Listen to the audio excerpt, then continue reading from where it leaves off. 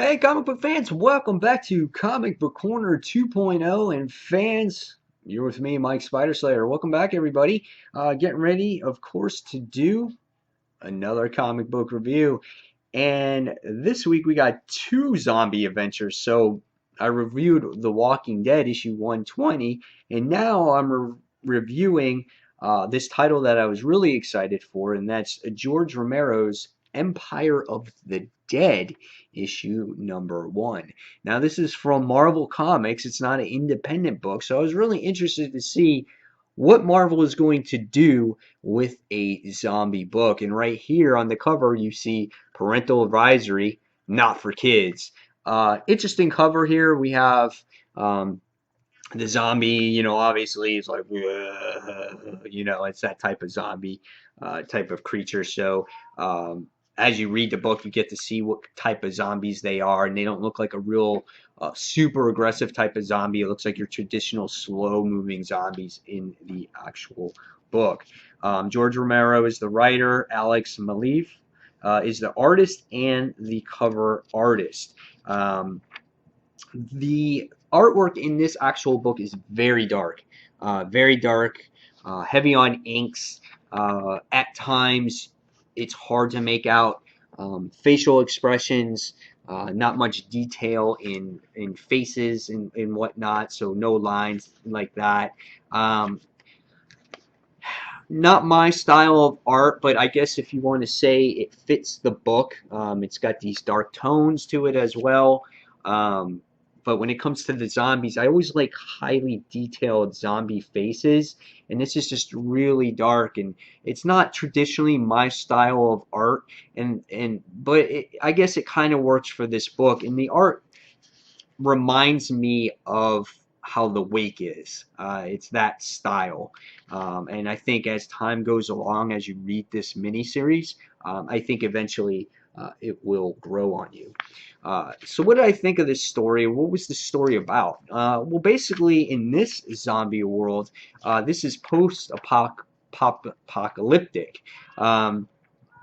Our humans have seized control, and they seem to have quarantined these zombies. And this takes place in New York. And you have this doctor or scientist that's from Columbia University that's actually studying the dead. Now, what the book doesn't describe is it really doesn't describe her name. I couldn't find her name anywhere in the book.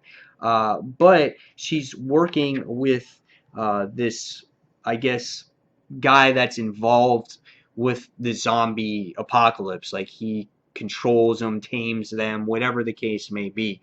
And his name is Paul Barnum, and we can see him here. He's just a man with a hat, not too detailed or whatever. And she is working with Paul, or doctor is working with Paul, to do the study on the dead and find out really what they're all about, what makes them tick.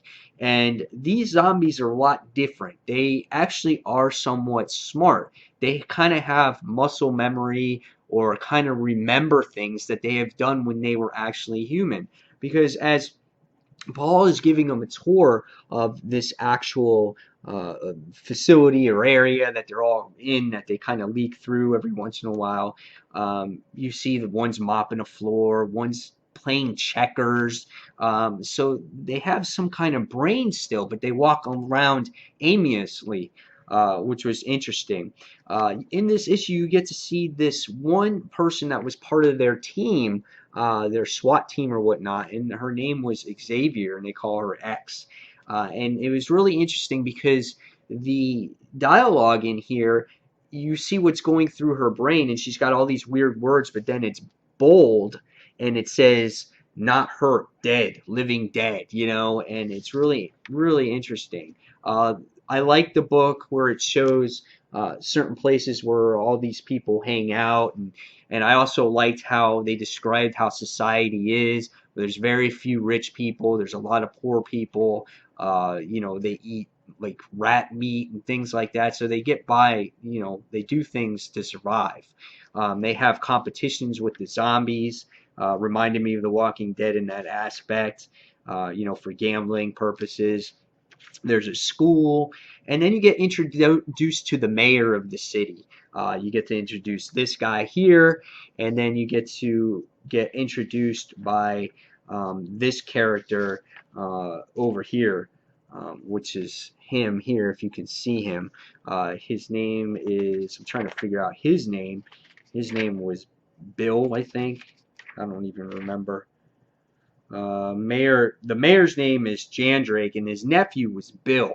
And he wears this eye patch and kind of looks like Dracula. So really interesting stuff here. But by the time you get to the end of this, you kind of see a relationship building between the Doctor and Paul. And let's just say that there was an incident that happens in the issue where it requires being used as there was a gun required to be used, and guns are not allowed. And as soon as you use your gun, it's like you get taken away.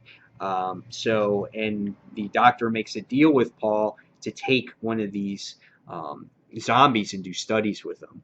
So basically, in a nutshell, that's what happened. There's a lot other things that happened in this book on what our Doctor thinks of these zombies and how she thinks they can be tamed because something happened to her brother, and it was really interesting story to read.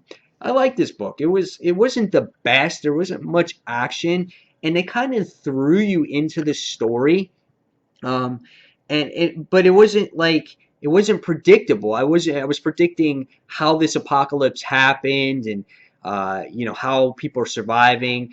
They kind of just didn't show you that. They kind of thrusted you into a story, and this Doctor wants to study them. So you don't see how the zombie apocalypse happened. You don't see people surviving against zombies. You're seeing how society is today and people trying to study these creatures. So it's a different outlook on things. So I'm definitely going to be continuing this. I think it was a solid book. Not my style of art, but some people might argue with me on this. And I'm going to give this one a 4 out of 5. I thought it was a solid read, and I will be continuing to issue number 2. So guys, did you buy this book? What do you think of it? Give me your thoughts on it.